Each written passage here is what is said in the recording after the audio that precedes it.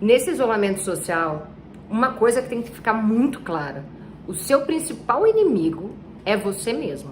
Sabe por quê? Porque o mundo que a gente vai ver depois do isolamento é completamente diferente do mundo que a gente estava vivendo antes. Não adianta agora ficar discutindo ou chovendo no molhado se tem que ter ou não isolamento social, se tem que ser vertical ou se tem que ser amplo. O que ficar discutindo se o governo fez uma coisa ou outra? Meu irmão, protagonismo, cara. Perceba e vai estudar para entender o que você vai ver quando a gente voltar.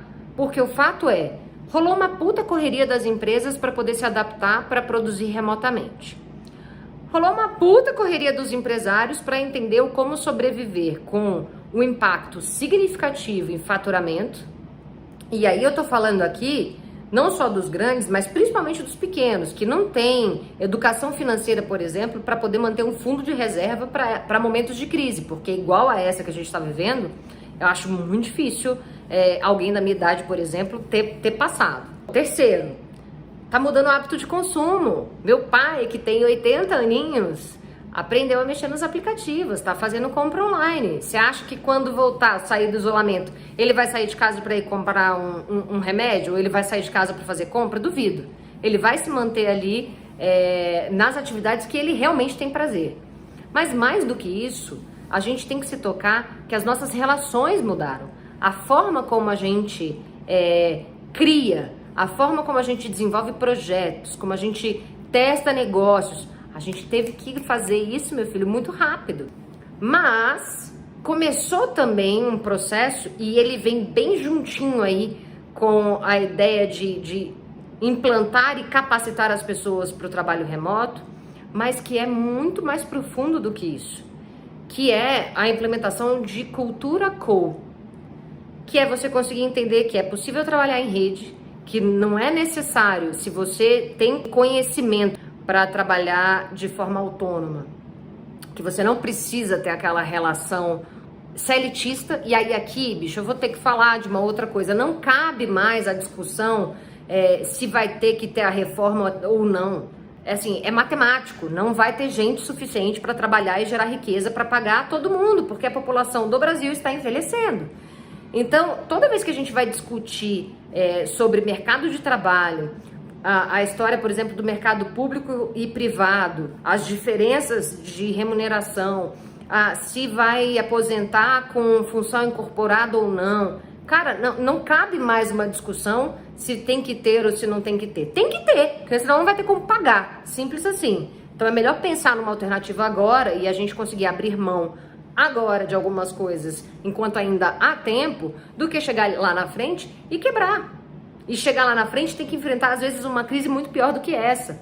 Ou então, assim, também passou da hora de empresas, inclusive das grandes, entenderem a realidade do Brasil e a realidade do brasileiro e do empresário brasileiro, que é o pequeno e médio fornecedor, inclusive, de serviços e produtos, e que muitos deles também fornecem para grandes empresas, que as regras de compliance, por exemplo, que são adaptadas, que são implementadas fora do Brasil, às vezes não dá para funcionar aqui.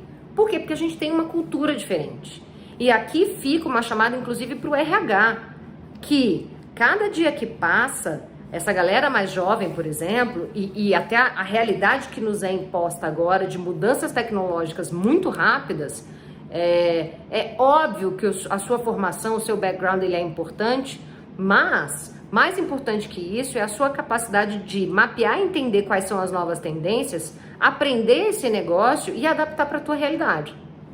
E aí eu vou trazer um exemplo que é completamente fora da área de tecnologia e das multinacionais, porque aí dá para entender que isso tem que fazer parte do dia a dia de qualquer empresário e de qualquer segmento.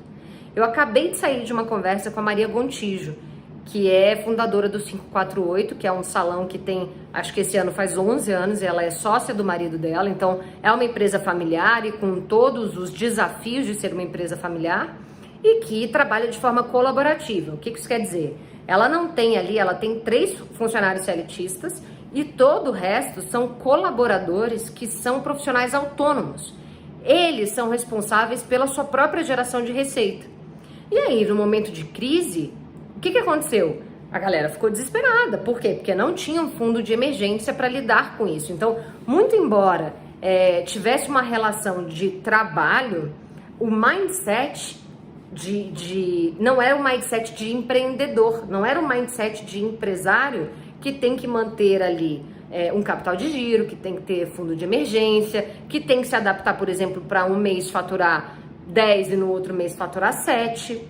Então ela, enquanto dona do salão, criou uma alternativa para esse momento de crise, de fazer um clube de vantagens, que na verdade ela sentou com todos eles e conseguiu amarrar detalhes desse clube, de quais profissionais fariam quais tipos de serviço, para oferecer uma venda futura. Ou seja, eu como cliente, se eu vou lá e corto o cabelo todo mês, eu posso hoje comprar um pacote de 3 cortes e usar cada um desses cortes em um dos meses para frente, mas eu pago à vista hoje. Então ela consegue redistribuir isso lá para todos os profissionais autônomos que são colaboradores e fazer com que essa galera tenha fôlego para suportar esse momento de isolamento social em que o salão teve que fechar, óbvio, por uma questão eu tô tratando isso como uma questão humanitária mesmo, sabe? Eu não vou entrar aqui no mérito e é óbvio que vai ter gente que vai me chamar no privado ou que vai colocar os comentários aí que são a favor da verticalização e do isolamento. Mas, bicho, eu acho que nesse momento, Brasília, inclusive, foi um super exemplo, porque começou essa história do isolamento antes, e a gente vê uma curva diferente aqui. Então, eu acho que cabe a gente, sabe? Tipo, começar a pensar no outro. Eu não tô em casa agora e ela não fechou o salão por uma questão política. A gente fez isso por uma questão de pensar em gente, sabe? E na nossa responsabilidade enquanto indivíduo para um bem coletivo. Mas voltando para os negócios. Nesse meio do caminho, ela que vem do mercado de moda, que é colorista, inclusive eu realmente acho que é a melhor colorista desse país, ela identificou uma super oportunidade porque ela ainda é foda nos números. É ela quem faz toda a gestão do escritório e lá que toca o grupo do 548. Ela viu que tinha uma oportunidade de fazer um curso de finanças para a galera dela, para os colaboradores dela, para aqueles microempresários ou para aquelas empresas pequenas que prestam serviço junto com ela, para que eles possam se programar para uma próxima potencial crise e melhor, para que eles possam entender o produto deles como um negócio que também vai ter que dar condições de sobrevivência em períodos de crise, em períodos de férias, em períodos de afastamento, em caso, por exemplo, de maternidade ou paternidade, que não tem 13º, e que tem que fazer uma cama, inclusive, para quando esses caras, por exemplo, quebrou a mão e ele é um cabeleireiro, como é que ele vai fazer? Então, durante esse período, ele tem que ter um fundo de reserva. E foi inteligente demais. Eu até falei para ela que ela depois tem que disponibilizar isso para mercado. E esse é um jeito de mapear e identificar novas oportunidades de trabalho com o que você já sabe fazer. Por isso que eu tô falando que, nesse momento de crise, o teu principal inimigo é você. Porque é muito fácil nessa hora a gente sentar ali, ó, no sofá, ficar confortável, culpar Deus e o mundo porque você não tem condição de fazer, e pior, aí agora eu vou deixar uma outra provocação, começar a buscar esses grupos que falam que, não, tá tudo bem, quando você voltar vai estar tudo normal. Não vai, mesmo que você esteja empregado. Sabe por quê? As empresas estão agora com contratações congeladas, mas as metas ainda estão lá, não foram revistas. Você acha que eles vão contratar a gente, ou você acha que nesse momento as empresas também percebem que eles não precisam ter mais um headcount, não precisam ter mais um seletista, que ele pode trabalhar com uma empresa prestando serviços por um período determinado? Isso vai acontecer.